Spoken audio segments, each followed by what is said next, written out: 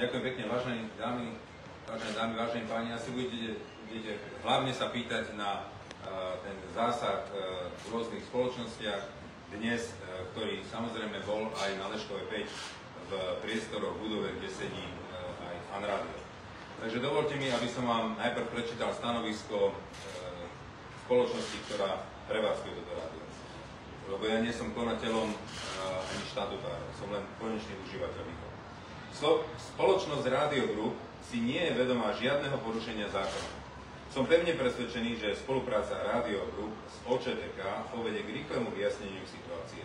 V tejto súvislosti spoločnosť Radio Group ponúka plnú spoluprácu a predložila všetky požadované dokumenty a informácie. Vážení, musím povedať, že to, čo dneska sme zažili na Leškovej ulici, tak toto bol jeden smiešný policajný cirkus. A poviem vám prečo cirkus. Preto, lebo presne tie dokumenty alebo tie faktúry, ktoré potrebovali si takýmto humbugom za prispätia novinárov, kamier na 5 autách odniesť, tak presne tieto dokumenty majú už 4 mesiace na NAKE, kde im to priniesla právnička našej spoločnosti. Odniesli si presne to isté. Takže tu nás vidíme, že policajný zbor nevie, čo robí. Pravá ruka nevie, čo robí. Ľavá. Lebo presne to isté majú. Viete, prečo takýto cirkus vzniká? Ja ale chcem povedať jednu vec, že musím povedať, že tí, ktorí tam prišli do toho rádia, boli veľmi korektní, boli slušní a boli zdržanliví. Dostali všetko, čo mali a chcem poďakovať, že naozaj vnútri sa správali veľmi korektne. Ale tento cirkus, toto, že nariadilo toto vedenie polície, tak to musím konštatovať. Preto, lebo tie dokumenty dávno na NAKE majú 3 mesiace. Prečo hovorím o cirkuse? Aby prekryli opäť ten najväčší problém, ktorý sa tu dnes deje. Toto nie je politická akcia, toto Fan Rádio, to odmietam. To určite sa k tomu nepridám, keď niekto bude hovoriť, že to je politika. Ale cirkus na prekrytie problému tu je. A poviem vám s čím. Na 5 autách si dojdú zobrať 4 faktúry, ktoré už majú. Zavolajú všetky médiá k tomu a urobia veľký cirkus po celej Bratislave, aby prekryli svoju vlastnú neschopnosť. Vedenie polície. Pozrite sa, čo sa udialo dnes v noci o 12. v našej krajine. Zavreli nám hranice Česi, zavreli nám hranice Poliaci a zavreli nám hranice Rakúšani. Keď sme ako politici v minulosti upozorňovali premiéra Odoja, policajného prezidenta, aby sa rozhýbal, aby konečne začal chrániť Slovensko, aby začali hranice chrániť, aby k nám neprechádzali, tak pre nich to bolo nepredstaviteľné, že to nemá zmysel. Hlavná vec, že Česi to zaviedli dnes v noci a už majú prvé desiatky migrantov chytených, ktorí nám budú vracať. To znamená, že asi to nejaký význam má. Mňa veľmi mrzí, že takýmto spôsobom sa prekrývajú veci. Lebo nič iné ako cirkus mi to nepripadá. Pozrite sa, ako toto vedenie vystupuje. Bielých, vysúkaných košeliach, ako ideme robiť, pracovať, tak vystupuje aj špeciálny prokurátor, tak vystupuje celé vedenie polície. Viete, kto takto vystupuje? V Amerike politici. Presne takto sa chovajú na tlačovkách, vysúkané rukávy, biele košele, ideme pripravení. Tam mali stať na hranici a chrániť Slovensko pred migrantami. Nie, takto sa chovajú. Ale chcem im povedať jednu vec, že keď už sa chcú hrať na amerických politikov, tak nech sa pozrú, ako sa chovajú americkí policajti. Keď majú tlačovku americkí policajti, tak sú v rovnošate v uniforme. A keď má prokurátor americký tlačovku, tak je v obleku a v kravate. To je môj podcast. Takže nech sa páči teraz vaše otázky. Ja by som sa chcela spýtať, že či nám viete možno, že konkretizovať, že aké faktory to boli, že či nebude to prezident zase nejaké predchodné, ale že či sa to týkalo nejakých tovarov a služieb, alebo nejakých reklamných priestorov, alebo... Nie, to vám neviem povedať ešte raz. Ja som sa... Túto tlačovku som chcel prehodiť na zajtra, lebo som nemal relevantné údaje, ale bol za mnou riaditeľ, som sa spýtal, prosím ťa pekne, o čo sa jednalo, povedal, že chceli nejaké faktúry z 11., 14. a 18. roku, tie sme im dali. To bolo všetko. Nepýtal som sa konkrétne na ktoré faktúry, ale zjavne dodavateľsko-odberateľské vzťahy. Skutočne nevediem to rádio, nechodím tam, do tohto nevstupujem, to si riadi management spoločnosti, od koho nakupuje, komu predáva, akú reklamu vysiela. Takže toto som sa nezaujímal, to mňa netrápi.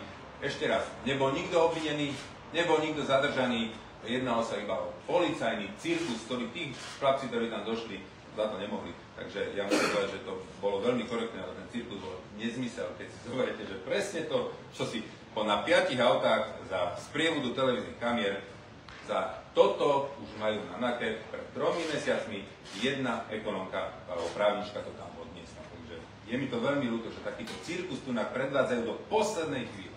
A ako si to potom vysvetľujete, keď hovoríte, že majú tie faktúry, tie konkrétne faktúry, ktoré si aj nestávali? Ja si to vysvetľujem, že pravá ruka nevie, čo robí ľava. Zoberte si Slovklin u pána Borgulu. Od roku 2020 mali kompletne celé účtovníctvo na polícii. Kompletne celé. Pred, tuším, 3 mesiacmi mu to vrátili. A teraz si došli vypýtať z toho nejakú časť. Je to normálne? A čo to je? Ako odpoveď je len cirkus. Ja si myslím, že by sa mali teraz starať o to, aby začali chrániť konečne našu hranicu, aby sa tam postavili a začali to chytať už tu, na tejto hranici Maďarsko-Slovenska. To je otázka. Ďakujem, máme ešte nejaké ďalšie otázky? O ten zásah aj hnutie, alebo účtovníctva hnutie Sme. Prosím, odkiaľ? Zo denníka Sme. Prosím vás pekne, niečo vám chcem oznámiť. Smečko, Enko, aktuality. Od teraz ani do budúcna vám nebudem odpovedať na žiadne otázky. Pre nás za tých 8 rokov som bol veľmi zdržanlivý, ale už nemusím byť. Za tých 8 rokov ste jedna PR agentúra a vy ako redaktori ste len propagandisti. Takže vám odpovedať nebudem. Ak má niekto ešte ďalší z redaktorov otázku, rád odpoviem. Nech sa páči. Pekný deň, pán predseda Papala, Erekord. Myslíte si, že tento zásah bol, pretože už nie ste, respektíve nebudete v Národnej rade? Nie, toto nie. Keby ste boli, tak by sa tento zásah neudial? Nie, podľa mňa by sa udial. Ešte raz, je to prekrytie, to cirkus, prekrytie toho, že tu nás zlyhali absolútne naplné čiary pri chránení hraníc, aby večer bolo o vysielaní toto a nie, aby bol problém s migrantami. A že nám všetky okolité krajiny a znepríjemne život našim občanom, keď tam budú stáť hodinové rady na týchto hraniciach. Myslíte si, že s tým zásahom NAKA má niečo spoločné z Orokola?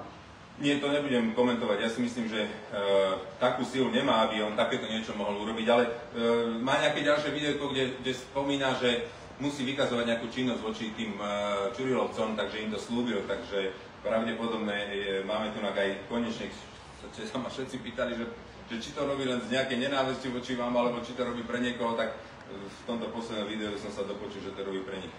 Takže je to kajúci. tak na základe toho sa dostal von, nie? Ďakujem, máme ešte nejaké... Pán predseda, není pravda, ja by som sa chcel spýtať, tak oni zasahovali na 17 ďalších miestach na Bratislave. Prečo by práve tým cirkusom, ktorý by chceli prekryť migrantov, nerozumiem vlastne tejto téze. Mohli by si mi to ešte približiť, či máte nejaké informácie? Nepovedal som vám, že tie doklady mali už 3 mesiace? Nepovedal som vám napríklad Slovklin. Pri Slovkline som vám nepovedal, že mali 2,5 roka kompletne celé účtovníctvo. A tie pri tých ostatných? To ma nezaujíma, ja neviem, čo sa deje pri tých ostatných. Ja vám hovorím o tom, čomu sa môžem vyjadriť, a to je Lešková 5. A prečo to prosím vás nie je prítomný pán Borgula? Lebo tlačovku zvolávam ja a vyjadrujem sa vám k Leškovej 5. Ja nemám s pánom Borgulom nič spoločné. Ale avizoval ako myslím, podnikateľský. Áno, ale myslím, že... Dobre, máme ešte nejaké ďalšie? Ešte aké ďalšie kroky plánujete po tých zásahoch vlastne? Ja nebudem žiadne prebože, ešte raz, tu som vám to jasne prečítal. Spoločnosť spolupracuje, je plne súčinná, odozdala im všetky veci, ktoré potrebovali, ja s tým nemám nič viacej spoločné. Konatelia sa budú baviť s vyšetrovateľmi, ešte raz nikto nebol obvinený, nikto nebol zadržaný, zobrali si dokumenty, ktoré už majú na Račianske 3 mesiace. Ďakujem. Má ešte niekto nejaké doplňujúce otázky? Áno. Ak by som bola teda kolegyne, že či budete vedieť, ako strana fungovať aj bez štátneho príspevku. Áno. A že keď očakávate, že vám strana teda zaplatí ten váš plat, ktorý ste vydali, alebo že či vôbec. No, požičal som strane aj ja, samozrejme finančné zdroje na tieto voľby. Očakávam, že nám to dajú, že mi to strana splatí v priebehu nejakého času, lebo Hnutie Sme rodina nerozmrhalo tie príspevky z minulosti. Hnutie Sme rodina neminulo na rôzne fiatky alebo billboardy alebo neviem čo, ale Hnutie Sme rodina kúpilo nehnuteľnosť a z toho bere teraz takmer 200 000 nájom. Takže hnutie Smer-rodina každý rok bude mať 200 000 príjem z nehnuteľnosti a z toho to budeme kryť všetky naše pohľadávky a našu činnosť. Nech sa páči ďalší. Pokiaľ nie sú ďalšie otázky, vám ďakujem za účasť. Dovidenia.